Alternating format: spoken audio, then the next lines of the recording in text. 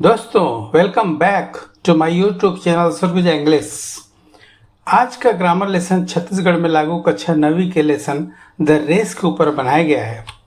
जैसा कि आपको पता है कि इंग्लिश में सेंटेंसेस मुख्यतः 3 प्रकार के होते हैं, सिंपल सेंटेंसेस, कंपाउंड सेंटेंसेस और कॉम्प्लेक्स सेंटेंसेस। इसमें से भी कॉम्प्लेक्स सेंटेंसेस भी मुख्यतः 3 प्रकार के होते हैं। पहला नाउन क्लॉज वाले, जिन्हें नाउन कॉम्प्लेक्स सेंटेंस भी कहते हैं, और एडजेक्टिव कॉम्प्लेक्स सेंटेंसेस जो रिलेटिव क्लॉज भी कहलाते हैं, और एडवर्ब क्लॉज वाले एडवर्बियल कॉम्प्लेक्स सेंटेंसेस कहलाते हैं। एडवर्बियल क्लॉज युक्त कॉम्प्लेक्स सेंटेंसेस भी 9 प्रकार के होते हैं।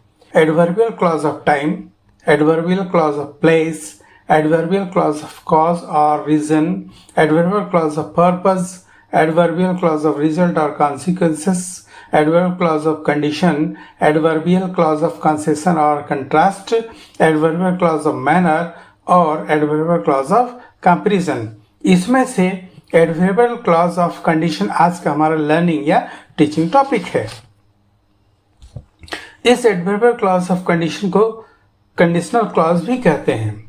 A sentence often starting with if or unless in which one half expresses something which is dependent on the other half is called a conditional clause। अर्थात if या unless से शुरू होने वाले ऐसे सेंटेंस जिनका आधा भाग दूसरे भाग या पार्ट ऑफ सेंटेंस को एक्सप्रेस करता हो या बताता हो और वह भाग दूसरे भाग पर निर्भर हो या कंडीशनल क्लॉज कहलाता है। जैसे इसमें देखिए, if you help me I will be able to carry it में 2 महत्वपूर्ण बिंदु है। पहला, सेंटेंस का एक भाग इफ से शुरू होता है, साथ ही I will be able to carry it पहले भाग इफ यू हेल्प मी पर निर्भर है, अर्थात सेंटेंस में दूसरे भाग I will be able to carry it मतलब सामान उठा सकने की क्षमता निर्भर इस बात पर करती है जब तक उसे सहायता प्रदान न की जाए। अतः इस प्रकार का सेंटेंस कंस्ट्रक्शन कंडीशनल क्लॉज कहलाता है। Unless you give me money, I cannot buy the tickets में भी 2 बिंदु हैं। पहला, सेंटेंस unless से शुरू हो रहा है। दूसरा, unless you give me money यह एक कंडीशन है।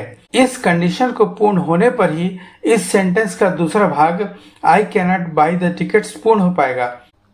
यह एडवर्बियल क्लॉज ऑफ कंडीशन या कंडीशनल क्लॉज भी 3 प्रकार या 3 टाइप में डिवाइड किया जाता है।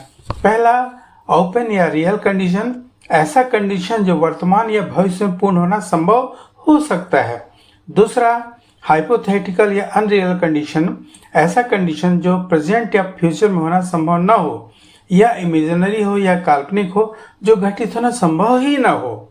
और तीसरा, अनफुलफिल्ड या इम्पॉसिबल कंडीशन, जो असंभव हो क्योंकि पास्ट में घटित हो जाने वाली घटनाओं जिन्हें चेंज किया जाना संभव नहीं है, ऐसे कंडीशन पर यह स्टेटमेंट दिया जाता है। पॉसिबल कंडीशंस जो ओपन या रियल कंडीशन है, उसके कुछ सेंटेंसेस देखिए। If you study hard you will pass the exam, if it rains you will stay at home, if you help me I will be able to carry it, if you water the plants they will grow well, और if we leave early we will catch the bus. इनमें सभी conditions if you study hard, if it rains, if you help me, if you water the plants और if we leave early पूर्ण हो सकती है। यह present या future time में इसलिए उस सेंटेंस के दूसरे भाग या स्टेटमेंट या कथन से कंप्लीट हो जाएगा, इसलिए इन्हें पॉसिबल कंडीशन कहा जाता है। इम्पॉसिबल कंडीशन क्लॉजेस के सेंटेंस आपके सामने है। If I had studied harder, I would have passed the exam. If she had left earlier, she would have caught the train. If they had watered the plants, they would have survived. If he had brought an umbrella, he would not have got wet. Or if he had worn a helmet, he would not have been injured. May if I had studied harder, if she had left earlier, if they had watered the plant, if he had brought an umbrella, या if he had worn a helmet, past में घटित हो चुका है और present time में इन्हें किसी प्रकार से बदलना इम्पॉसिबल है। अतः इस प्रकार के क्लॉज इम्पॉसिबल कंडीशंस कहलाते हैं। इमेजिनरी कंडीशंस के सेंटेंस में क्लॉज ऑफ कंडीशन जैसे if I were a super hero, if I had $1 million, if I could talk to animals या if I lived on the moon और if I were invisible कल्पना या कोरी कल्पना है या इमेजिनरी सिचुएशन है। ये सभी कॉम्प्लेक्स सेंटेंसेस इमेजिनरी कंडीशंस कहलाते हैं क्योंकि कल्पना है, इमेजिन किया गया है, तो इसलिए इमेजिनरी कंडीशंस कहलाते हैं। सबसे पहले टेक्स्ट बुक की ये सभी उदाहरण देख ले में इन सभी सेंटेंसेस में मेन क्लॉज के वर्ब पैटर्न और इफ क्लॉज के वर्ब पैटर्न ध्यान से देखें, जो कि टेक्स्ट बुक के इस चार्ट के नीचे हुए चार्ट में फिल करने हैं। साथ ही इन तीनों कंडीशंस के लिए मेन क्लॉज और इफ क्लॉज में यूज किए गए वर्ब पैटर्न्स के नियम को भी समझना है। अब इन्हीं पे आधारित जो अगला ब्लैंक्स दिए हुए हैं चार्ट के रूप में उसको भरना है, तो उसके लिए हम देखेंगे। इसमें देखिए ये जो चार्ट है इसको आपको भरना है।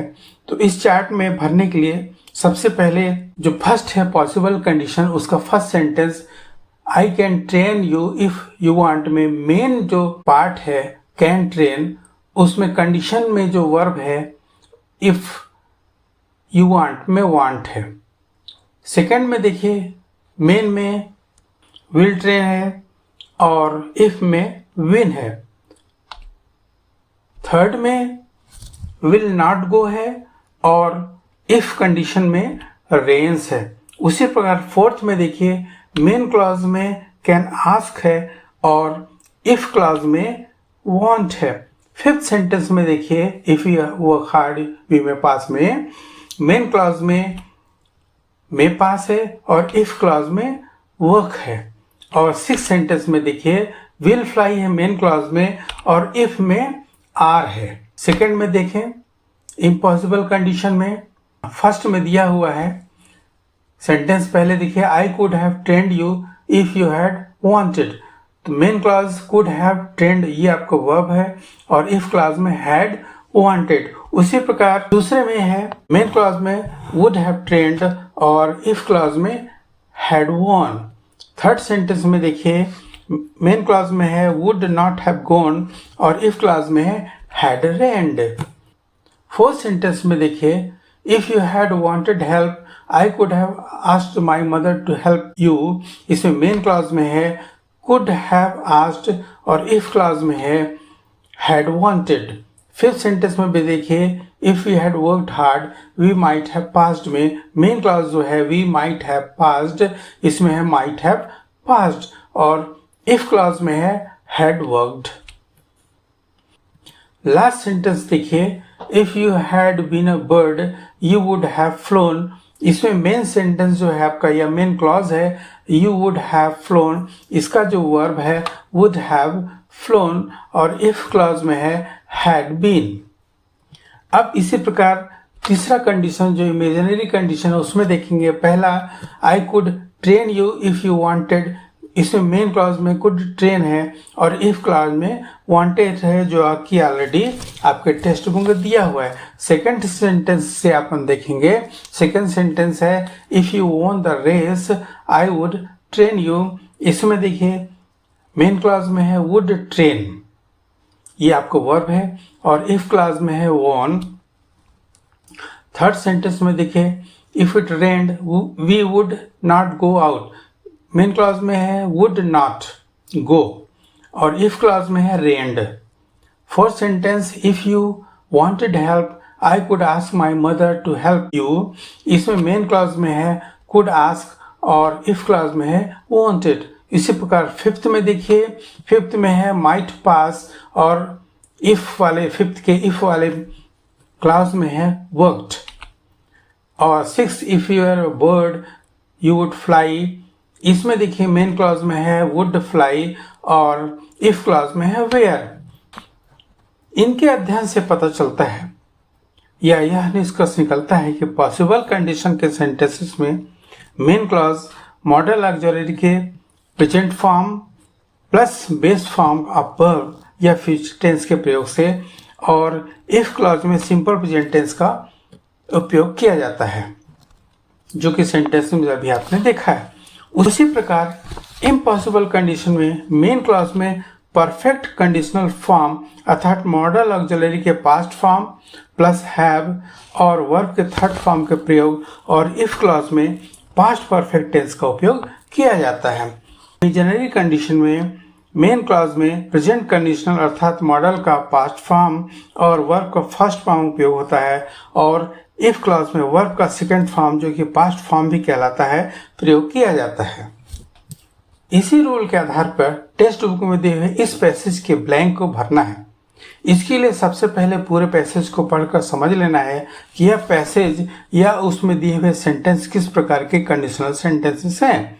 कुछ सेंटेंसेस के मेन क्लॉज जैसे training will work, you can overcome all hurdles, you will get success in earnest और you will never feel the lack of it में वर्ब पैटर्न मॉडल ऑक्सिलरी का present form plus base form of verb use हुआ है। और उसी प्रकार if clauses जैसे if you wish to become a good athlete, if you get up early, if you have determination में verb का simple present tense use हुआ है। अतः यह सभी सेंटेंसेस पॉसिबल कंडीशन क्लॉज के सेंटेंसेस हैं। अतः इस प्रकार नियमानुसार ब्लैंक इस प्रकार भरे जाएंगे। मेन क्लॉज में मॉडल रहेगा और बेस फॉर्म ऑफ वर्ब रहेगा और इफ क्लॉज में अगर भरना होगा तो बेस फॉर्म ऑफ वर्ब रहेगा। जैसे इसमें देखिए विल हैव भरेंगे, फिर इसमें नो भरेंगे, इसमें आपको रन भरना है और यहाँ पर विल सी भरना है। उसी प्रकार यहाँ पे विल फॉलो और यहाँ पर ट्राई ही भरेंगे, फिर यहाँ बूस्ट और ये जो लास्ट है यहाँ पर हैव भरा जाएगा। टेक्स्ट बुक में ही नेगेटिव इफ क्लॉज को अनलेस यूज करते हुए कैसे लिखा या कहा जाता है को अच्छे से उदाहरण देकर समझाया गया है। सामान्यतः नेगेटिव इफ क्लॉज को यूज करने के बजाय अनलेस यूज किया जाता है। जैसे if you don't attend school you can not join Oscar, इसमें इफ और डोंट को रिप्लेस करते हुए अनलेस यूज किया जाता है और सेंटेंस बनता है unless you attend school you can not join Oscar. इसी प्रकार if you don't study you won't have a future, इसमें इफ और डोंट को हटा के अनलेस यूज करते हुए कन्वर्ट कर दिया गया unless you study you won't have a future. इसी पर बेस्ड क्वेश्चन टेक्स्ट बुक में दिए हैं जिसे अनलेस यूज करते हुए कन्वर्ट करना है। इसमें सभी में आपको इफ डोंट हटा के अनलेस यूज करना है। अब यहाँ देखिए if my parents don't give permission the sports teacher won't enrol me, इसमें इफ डोंट हटा देंगे तो ये हो जाएगा unless my parents give permission the sports teacher won't enrol me.